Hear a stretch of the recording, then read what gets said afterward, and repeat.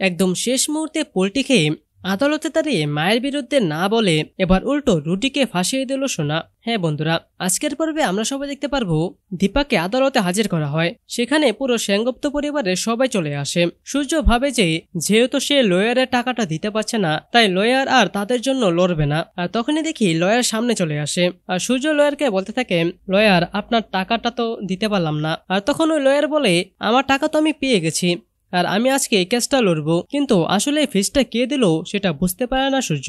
আর তখন দীপা বলে, ডাক্তারবাবু আপনি ওনাকে ফিস দেননি, তাহলে ওনাকে ফিস দিল কে? আর তখন পাশ থেকে রূপা বলে ওঠে, মা আমি দিয়েছি, ওনার ফিসটা আমি দিয়ে দিয়েছি। আর যেটা শুনে তো চমকে যায় দীপা সূর্য সহ সবাই। আর তখন আমরা দেখি ঠিক সেই সময় কুন্তলার সঙ্গে হাজির হয় সোনাও। আর কুন্তলা হলো একজন অ্যাডভোকেট আর সে দীপার বিরুদ্ধে লড়বে। আদালতের কার্যক্রম শুরু হয়ে যায়।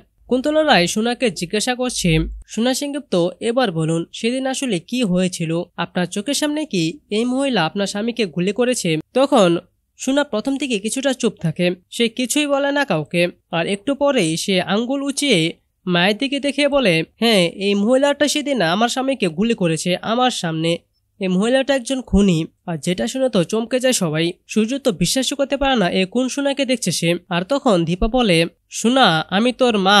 তখন সোনা বলে, না তুমি আমার মা না, তুমি হলো একজন খুনি। তো বন্ধুরা, আপনারা কি চান সোনা শেষ মুহূর্তে আদালতে দাঁড়িয়ে তার সাক্ষীটা ফিরিয়ে নিক এবং তার চোখে আসল পর্দাটা উঠে আসুক যে সমস্ত কিছু ছিল রুটির আসল একটা প্ল্যান? তাহলে এখনই সেটি কমেন্টে লিখে দিন এবং পরবর্তী আপডেট সবার আগে পেতে চাইলে এখনই চ্যানেলটিকে সাবস্ক্রাইব করে দিন।